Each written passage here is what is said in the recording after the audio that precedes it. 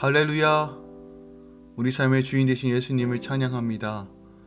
오늘도 늘 풍성한 은혜와 때에 따라 내리시는 하나님의 놀라운 은총과 은혜의 단비가 우리 삶을 통치하고 다스리고 이끌어갈 것입니다.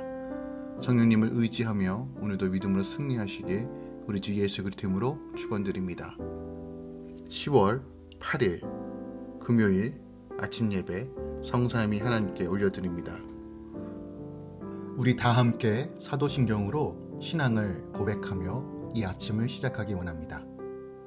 전능하사 천지를 만드신 하나님 아버지를 내가 믿사오며 그 외아들 우리 주 예수 그리스도를 믿사오니 이는 성령으로 잉태하사 동정녀 마리아에게 나시고 본디오 빌라도에게 고난을 받으사 십자가에 못 박혀 죽으시고 장사한 지 사흘 만에 죽은 자 가운데서 다시 살아나시며 하늘에 오르사 전능하신 하나님 우편에 앉아 계시다가 저리로서 산자와 죽은 자를 심판하러 오시리라.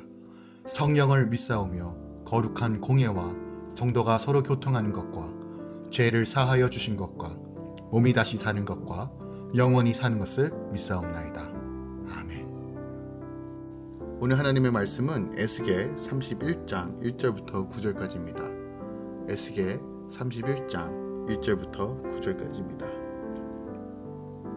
11째 해 셋째 달 초하루에 여호와의 말씀이 내게 임하여 이르시되 인자야 너는 애굽의 바로 왕과 그 무리에게 이르기를 내 큰 위엄을 누구에게 비하랴.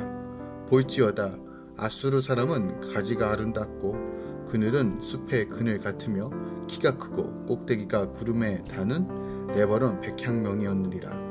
물들이 그것을 기르며 깊은 물이 그것을 자라게 하며 강들이 그 심어진 곳을 둘러 흐르며 두개물이 들의 모든 나무에까지 미치매 그 나무가 물이 많으므로 키가 들의 모든 나무보다 크며 굵은 가지가 번성하며 가는 가지가 길게 뻗어 나갔고 공중의 모든 새가 그 큰 가지에 깃들이며 들의 모든 짐승이 그 가는 가지 밑에 새끼를 낳으며 모든 큰 나라가 그 그늘 아래에 거주하였느니라.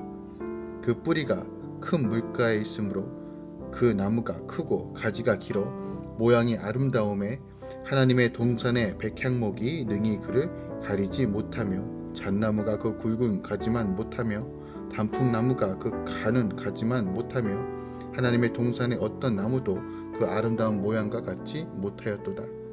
네가 그 가지를 많게 하여 모양이 아름답게 하였더니 하나님의 동산 에덴에 있는 모든 나무가 다 시기하였느니라. 아멘. 하나님의 말씀입니다. 오늘 하나님의 말씀은 남유다 주변 나라에 대한 심판의 예언을 다루고 있는 내용 중 마지막 7번째로 유다로 하여금 하나님 대신 믿고 의지하며 바라봤던 애굽에 대한 심판의 내용들이 계속적으로 이어지고 있습니다.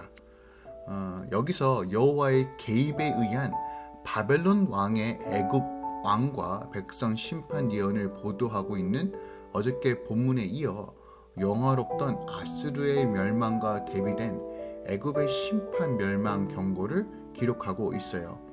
오늘 본문의 내용을 조금 더 자세히 다루기 원합니다.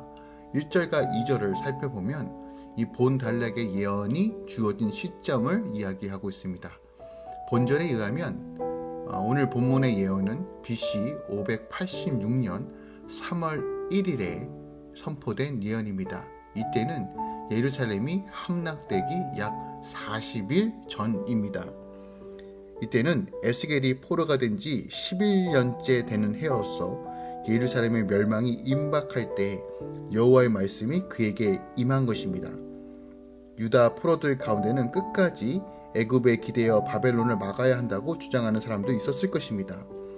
예루살렘의 멸망을 피할 길이 애굽 군대를 의지하는 것밖에 없어 보였기 때문입니다.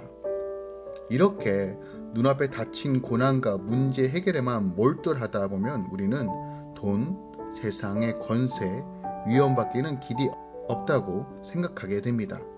애굽의 큰 위험이라는 말은 애굽의 교만이 하나님의 위험을 대신해 취했을 정도라는 뜻입니다. 그 교만은 과거 멸망했던 아수르의 큰 교만에 비견될 정도였다는 것이죠. 즉 오늘 본문 말씀 우리에게 주는 교훈이 무엇입니까? 결국 성도는 교만하면 망한다는 것이에요. 그건 잠언서 16장 18절 말씀이죠. 그러므로 우리가 늘 깨어 겸손히 나아가야 한다는 것을 우리에게 말하고 있습니다. 3절부터는요, 가장 크고 아름다운 백향목의 비유를 통하여 애굽의 영화에 상응하던 아수르의 영화를 회상하는 장면이 나와요. 하나님은 아수르를 레바논 백향목에 비유하여 말씀하십니다. 한때 아수르는요, 가지가 멋지게 우겨져 그늘이 좋고 그 꼭대기가 구름에 닿을 정도로 위험 있는 백향목과 같았습니다. 하지만 그렇게 찬란한 영광을 자랑하던 아수르도 결국 멸망하고 말았죠.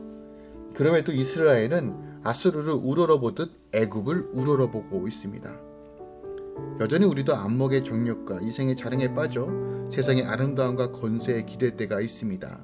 그럴 때일수록 우리는 물들이 그 나무를 기르며 자라게 하듯 주께서 모든 권세를 다스리고 계심을 기억해야 합니다.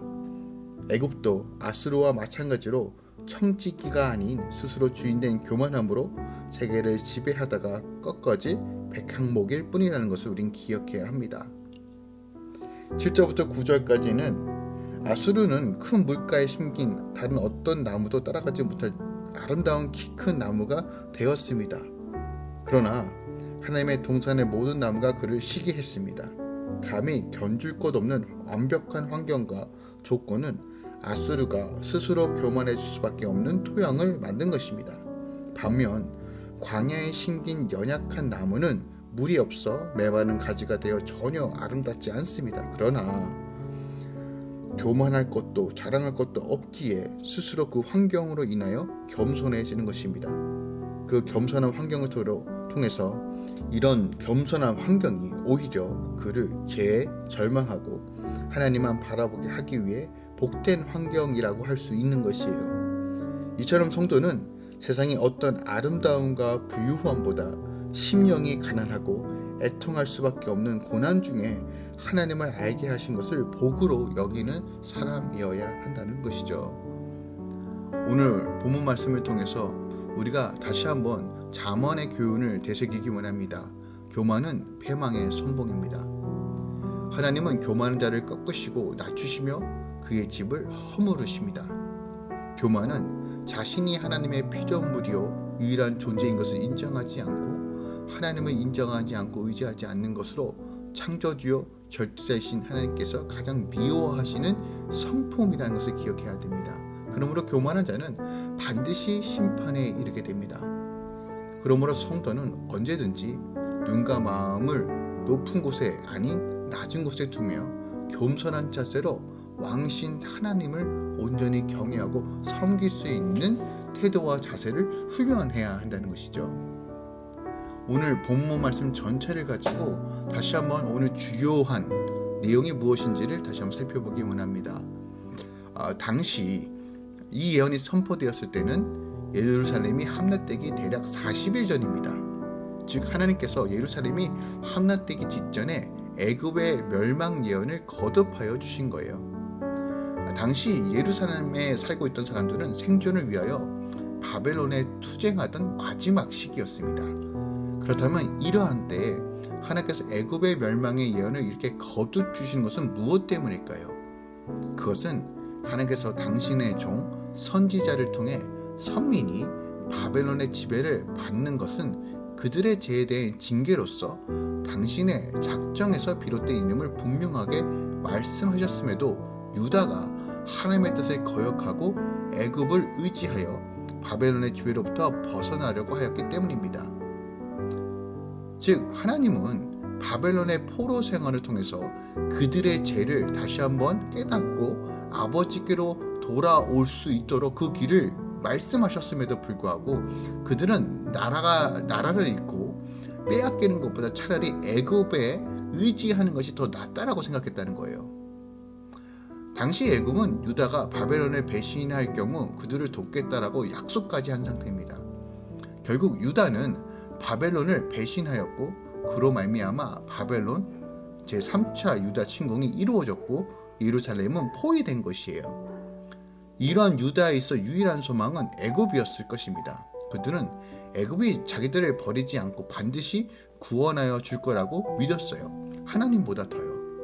이에 하나님께서는 예루살렘이 함락되기 직전에 거듭하여 애굽의 멸망을 예고하심으로 그들의 기대가 헛된 것임을 분명하게 가르치시는 거예요. 실제로 애굽은 유다가 멸망하는 것을 막지 못하였습니다. 애굽은 유다가 멸망하는 것을 무기력하게 지켜볼 뿐이었으며 나중에는 그들 자신도 멸망하고 맙니다. 이러한 사실이 우리에게 주는 교훈이 무엇입니까? 그것은 성도가 하나님을 대신하여 의지하는 것은 결정적인 순간에 결국 아무런 도움도 되지 못한다는 거예요. 성도가 하나님을 대신하여 의지하는 것은 그것이 아무리 대단하고 자기에게 도움을 줄 만한 것처럼 보여도 결정적인 순간에는 아무런 도움도 되지 못하고 그 자신도 구원하지 못합니다. 물론 사람들의 시각에 하나님 대신 의지하는 것은 무언가 의지할 만한 구석이 있어 보입니다. 애굽은 전통적으로 강대국일 뿐만 아니라 나일강을 중심으로 발달한 문명으로 큰 번영과 영화를 누렸습니다. 누가 보아도 애굽은 다른 나라를 도울 수 있는 나라처럼 보였습니다. 아니, 절대적인 소망으로 보였을 것이에요. 유다 입장에서는요. 하지만 이와 같이 세상에서 하나님 대신 의지하는 것들은 결국 큰 힘이 보일지는 모르지만 위기와 어려운 순간에 우리를 구원해주지 못합니다. 세상에서 사람들을 붙들고자 하는 것들, 관계, 물질, 번영, 인기, 명예, 권력 등 다양한 것들이 자신을 행복하게 할 것 같고 나의 모든 문제를 해결해 줄 것처럼 보입니다. 그리고 그것을 쥐고 있는 자들, 또 붙들려고 애쓰는 자들은 그러한 것들이 자기의 삶을 구원해 줄 거라는 확신을 가지고 그렇게 행동하는 것이에요. 하지만 단언컨대 성경은 그 모든 것들이 결국 허망한 것에 지나지 않는다라고 선포합니다. 그 이유는 그 모든 것은 피조된 세상의 것, 피조된 세상의 사람들이 만들어낸 것에 지나지 않기 때문에 그래요. 창조주이시며 심판자이신 하나님의 권능과 그분의 의의 심판으로부터 사람을 견뎌낼 어떤 힘도 능력 없습니다. 그것을 의지하는 자는 결국 하나님의 심판이 닥칠 때 그 모든 것들이 얼마나 허망한 것인지 무익한 것인지만 절감할 뿐입니다. 기억합시다. 하나님 대신 세상의 유력한 것을 의지하려는 유혹을 받을 때 자신을 지키고 오직 하나님만 우리의 의지할 뿐임을 기억하며 주의 말씀을 붙들며 오늘도 나아가길 예수 그리스도 이름으로 축원드리고 부탁드립니다. 기도하겠습니다. 오직 여호와만이 우리의 산성이십니다. 오직 여호와만이 피할 반석이십니다. 주님만이 구원이십니다. 이것을 기억하고 또 기억합니다. 되새기고 또 되새깁니다. 기도하고 붙들며 성령의 능력을 강구합니다. 아무리 어려워도 아무리 힘들어도 믿음을 저버리지 않고 주님만 바라보며 신실하신 주의 말씀을 붙잡고 나아갑니다. 주님 힘을 더하여 주시옵소서. 눈에 보이는 애굽을 의지하는 것이 아니라 만왕의 왕 되신 하나님만 바라보게 하여 주시옵소서. 그의 표심팔로 우리를 구원하여 주시고 능하신 손에 우리를 인도하여 주시옵소서. 할렐루야. 모든 가정과 함께 이 아침에 말씀을 나누고 묵상하는 모든 주의 성도들의 삶 가운데 주의 지키심과 보호하심으로 충만하게 채우소서. 이제는 우리 주 예수 그리스도의 은혜와 우리 하나님 아버지의 놀라우신 사랑과 성령님의 내주셨던 충만 역사하심이 오늘도 주님을 신뢰하고 믿음으로 바라보며 의지하는 모든 주의 자녀들의 삶 가운데 가정과 직장과 사업터 가운데 이제부터 영원까지 함께 있을지어다. 아멘.